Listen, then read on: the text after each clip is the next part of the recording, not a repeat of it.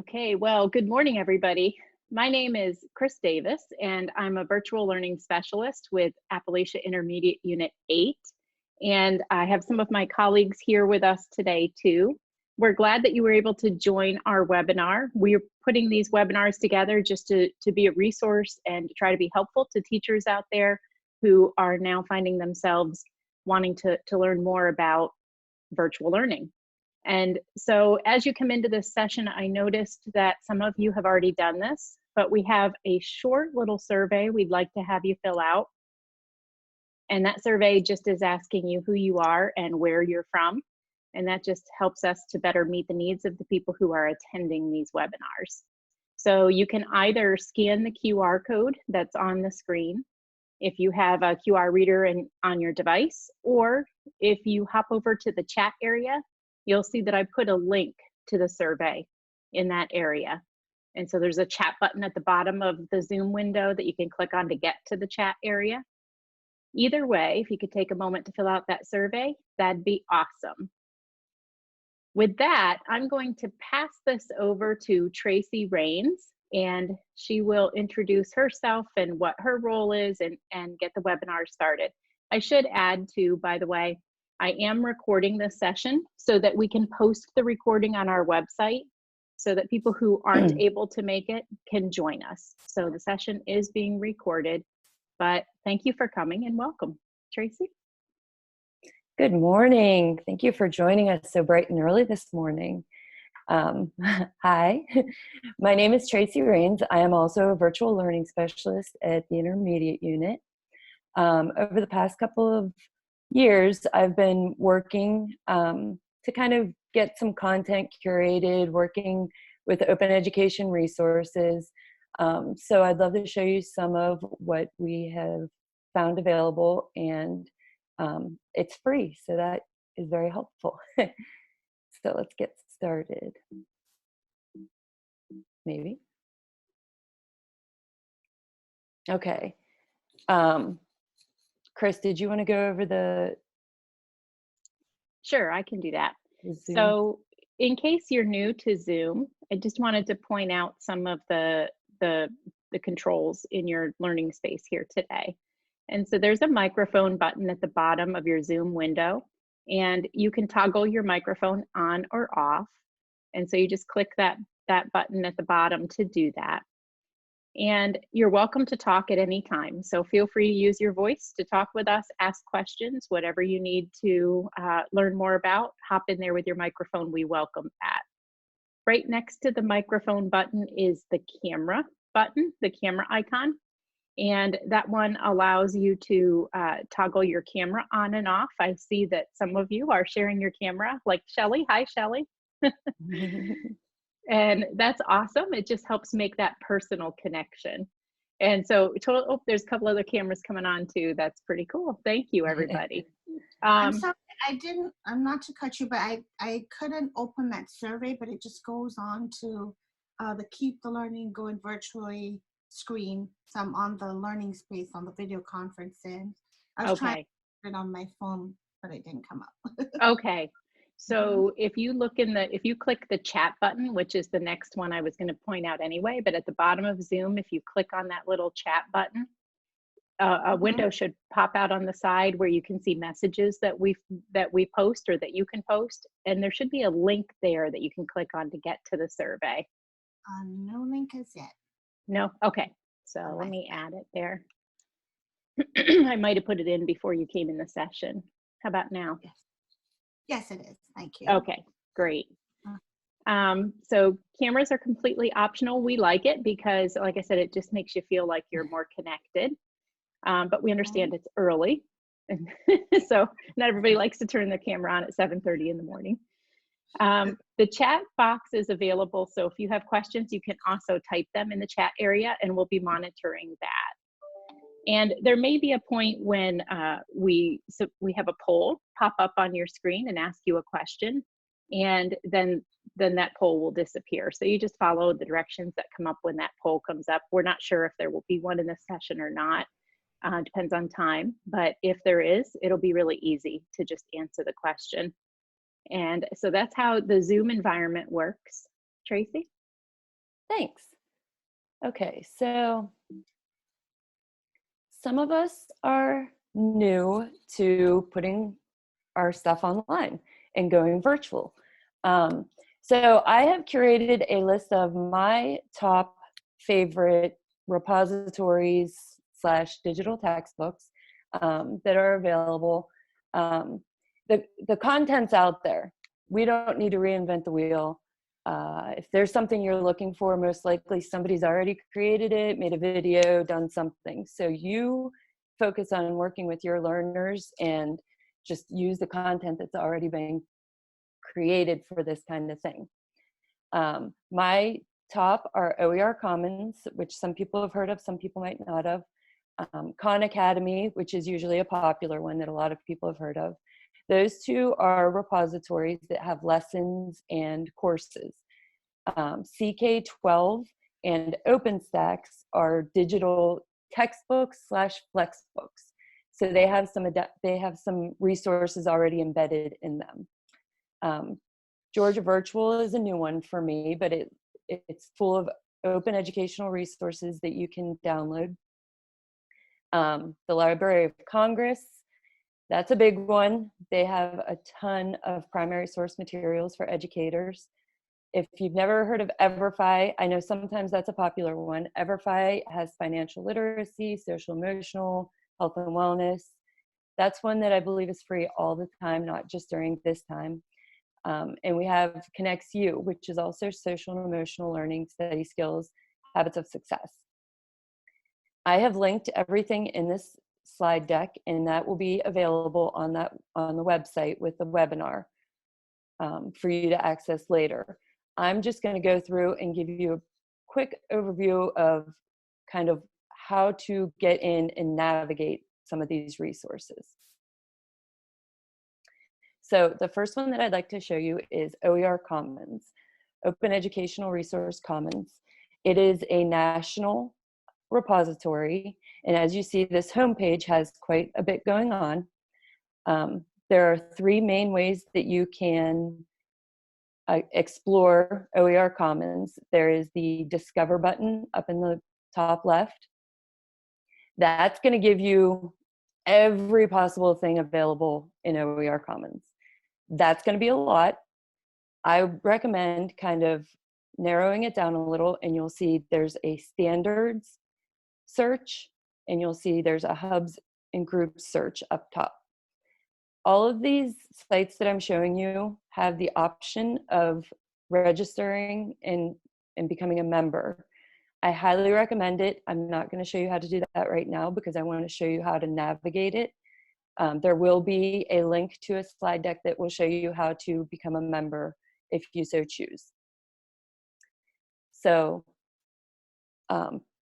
Pennsylvania Intermediate Unit had gotten together and worked with OER Commons to make sure that the standards were populated in OER Commons. So on that homepage, if you search by standard, you can see there's Pennsylvania standards for everything. There's also the Common Core standards for math and English and the NGSS standards. So you can search by standard if you so choose. That way you can narrow it down a little bit. Another way to narrow down your search is to search by hubs. If you are a member, you can join the hub, and where it says sign in to see your hubs, it will be listed there. So you don't have to search every time. If you are not, which is totally fine also, I recommend clicking on see all hubs and then choose Pennsylvania Association of Intermediate Units. There are other states that are listed in there also. If you're from somewhere else, you can search all of the hubs. You can join as many hubs as you would like. I believe there is a STEM hub in there if anybody is a STEM teacher. But I'm going to steer you towards Pennsylvania Association of Intermediate Units hub because that has the ones that are standard, Pennsylvania standards based. Once you click on that, you will see this is the PAEU hub homepage. There are a number of different areas that you can search. This is the page that will show you content areas K through 4. You'll see elementary social studies is there, elementary math, illustrative math. Again, the NGSS, if you're a science teacher. The next, I recommend clicking on whichever grade level you are, obviously, content areas K through 4, this is what is available.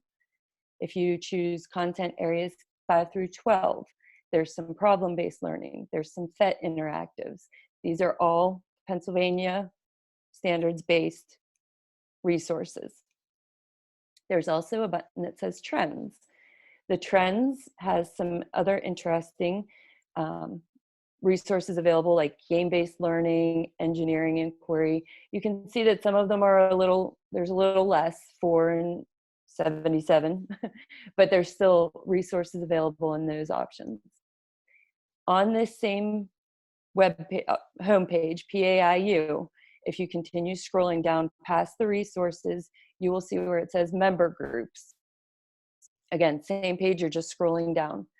The member groups starts with the intermediate units. I recommend choosing districts/charters and see if your district already has a group created that you can go in and see what resources other teachers in your district may have curated. There's non-public and private, and working groups. Again, if you are a STEM teacher, I recommend clicking on the working groups because that's where the STEM toolkit for Pennsylvania has been created. If you choose the Appalachian Intermediate Unit 8 group, we have already created, vetted, and built over 400 resources in our group alone through high school, middle school, and elementary. This is what our page would look like if you click on the Appalachian Intermediate Unit page. The other kind of picture that I have shown there is on each individual resource, you can see that is listed on each thing. So there's a student view, easily drop into your Google Classroom if you're Google. There's Google Doc that you can click if you don't want to use Classroom, you just want the Google document, you can do it that way. Or if you are in a different LMS, if you have Canvas or some other LMS, the Common Course cartridge is available also. You might want to work with your tech team on that first, unless you know how to get that in there yourself.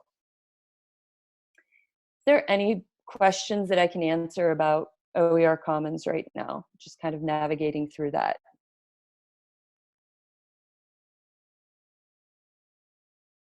No? Maybe? Okay. Again, if you sign in and register, then you have the ability to save. You can see the save button. You can save those resources into your own profile so for easy access, so you don't have to kind of go through everything every time. You do not have to be, it says request to join group, you do not have to be a member of any of the groups in order to use or access the resources. Okay. So again, any questions about OER Commons? It's a great repository, tons and tons of resources. Okay. I will move on to Khan Academy. Most people have used Khan Academy videos at some point or another, but they also have courses available. As you see, there is a list here of the courses. One of the things about Khan Academy, thank you, Chris. One of the things about Khan Academy, again, you can log in, you can create a profile, and that courses button will be available, and you can open your own class, basically, in there. That's also how you can integrate with Google Classroom. Khan Academy has already done an amazing job with setting up a quick start guide for parents, for teachers. They have a schedule of resources. Just like I'm telling you not to reinvent the wheel, I'm not going to go through and reinvent the wheel either. If you like Khan Academy, if you've used them before, I highly recommend click on that quick start guide. It's linked, and your work your way through there step by step. Anybody have any questions about Khan Academy?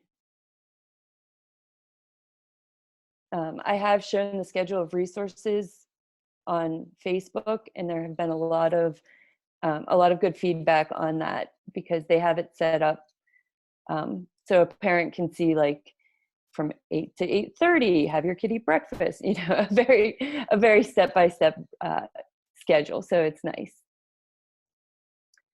All right. The next content provider that I'm going to share with you is CK12. CK12 offers Flex Books in a learning platform.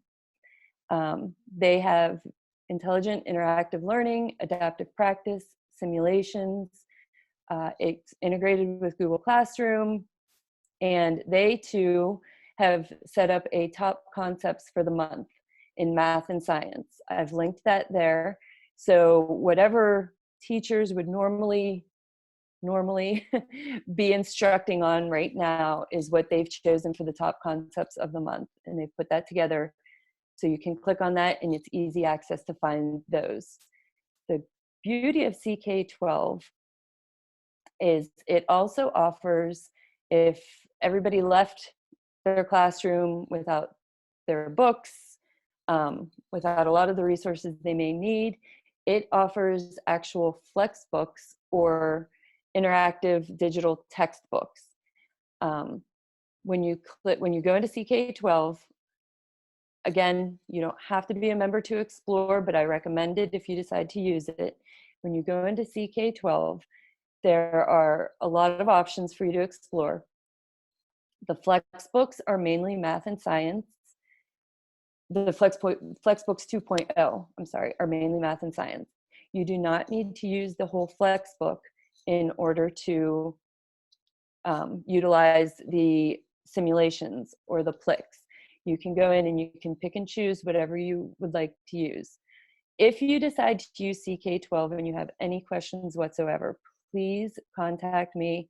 I can help you figure out, you know, how to grab a simulation and put it in your Google Classroom, how to use the adaptive practice, any of that information. There's also webinars down in the bottom right hand, or a cafe of teachers from around the world that ask each other questions on how do you do different things. It also provides study guides. I recommend starting out by searching schools. Again, right now, if you want to get narrow focused, you can search Pennsylvania schools. Some of the schools in Pennsylvania have already customized these Flex Books to match the Pennsylvania state standards. So don't start over. Go in, you can look through what has already been created. There's big districts and small districts. So look for what they've already created, and you can use that and go from there and customize it to what you need. I recently opened the Appalachian Intermediate Unit 8 school in there, and I will also be adding resources that are Pennsylvania state standards based in order to help educators in this process. The ones that we have listed right now, though, are the basic Flex Book that you can start with. I also recommend checking out, believe it or not, Texas.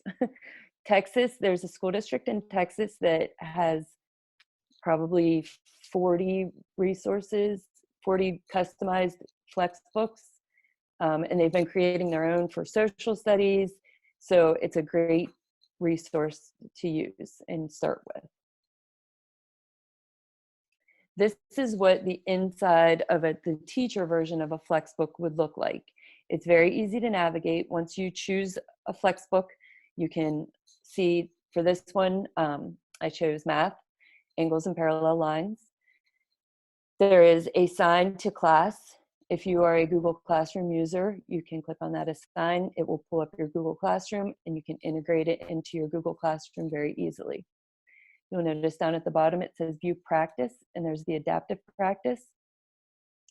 The adaptive practice is for the students to get 10 correct in a row.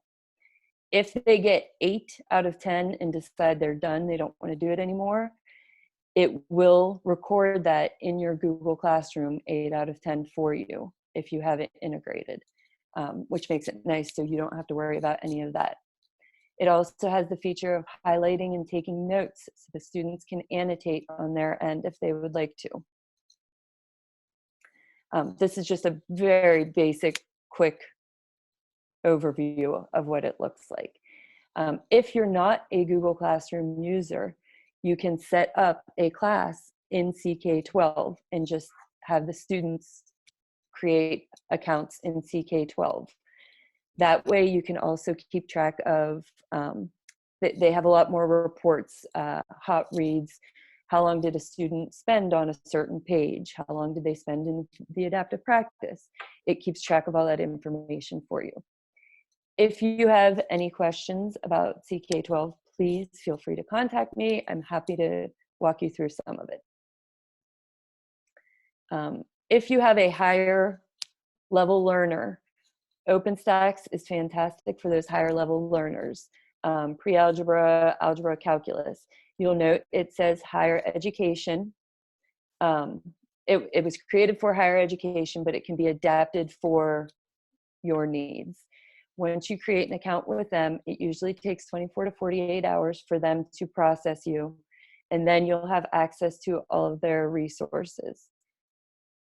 The Instructor Resources, that includes an online book that you can download and or print out copies of. It includes Instructor Resources that have PowerPoints, assessments, answer keys, which we love. All of that is listed in the Instructor Resources for OpenStax. And now I will let Chris explain ConnectU.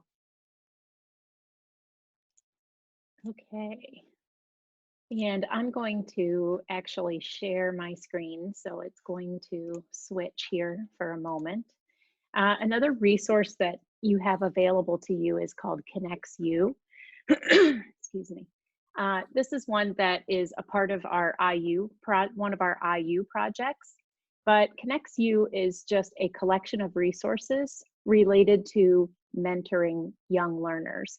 And so if you go to the ConnectU website and then click on the resources tab, you'll see that there's a whole collection of lessons that are free and available for you to use however they work best for you. And so the different skill domains that these lessons are organized under are listed here. So you can see there are lessons about social and emotional learning. And I think right now, maybe a good category is the self-directed learning lessons. So these are lessons that would help your learners to take ownership for their actions, set goals, do some planning to help them meet their goals. So all of those things are topics that our lessons are related to here. So when you come to ConnectU and click on the resources tab, if you scroll down, you'll see the topics. And if you keep scrolling, you'll see some samples here so you can get a feel for what these lessons are like. And you can filter these sample lessons by domain, meaning by topic, or by grade level. And they span from K to 12. And then if you click on one of these resources, I'm going to go down to a self-directed learning one. So for example, a planning to meet goals lesson.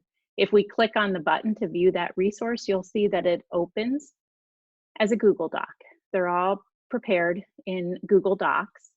And so these documents just lay out a series of activities that make up a complete lesson. In this case, it's about planning to work towards your goals. So they're set up in a 6E format. That just means that the activities all start with an E, and they're scaffolded to work the student through understanding how to set their goals. So there are resources like videos that you can share with your students. There are activities and interactives, links to activities and interactives that they can do. There are discussion prompts that go with the topic. There's even quick little self-checks and quizzes that you can share with your students. And then each one has what we call an elaborate section. That just is an application of the skill, something they could do, like a project that they could do to show that they're understanding this concept. And then every lesson ends with an express activity, which is some sort of a reflection. So I know a lot of teachers right now are having their students just submit daily reflections to show that they're connected still with their learning. And so maybe some of these express activities related to self-directed learning would be good ones to have your students reflect on. So back on the ConnectU website, those resources are there for you. You can use them as you wish. You can use bits and pieces from them. These are the samples. If you want more, then you can click on, if you hover over resources in this ConnectU website, you'll see the different domains or the different topics of lessons that are available. And then when you go to a particular one, like if I want to go to more self-directed learning resources, it will prompt you to submit your contact info. I'm already probably signed in, so it's not prompting me, but you may get prompted to provide your contact info. We just like to know who's actually using the resources, but they're all free. And once you supply your email address, then you have access to all the lessons in every topic area. So we just wanted to share that as another possibility of what's available for you for free.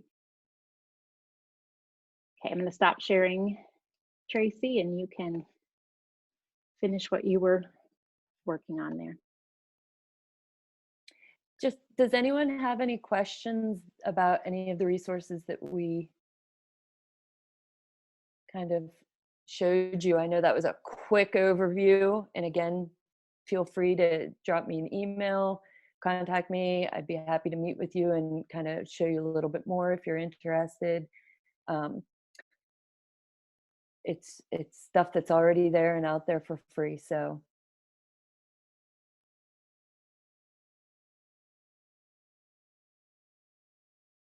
You're muted, Chris. Sorry about that. I do that all the time.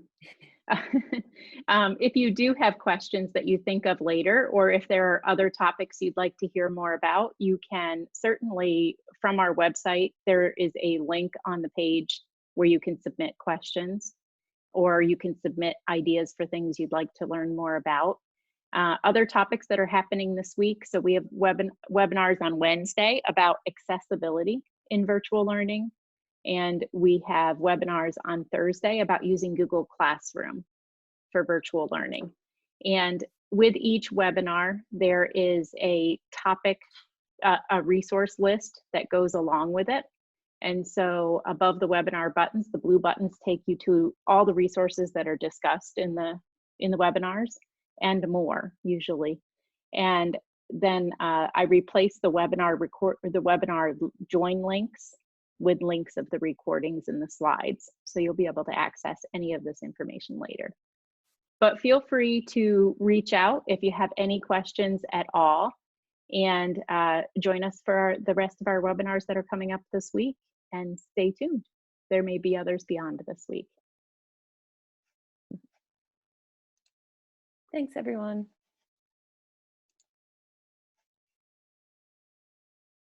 Okay, so I'm going to stop the recording. I'll stay in the room in case anyone does have questions.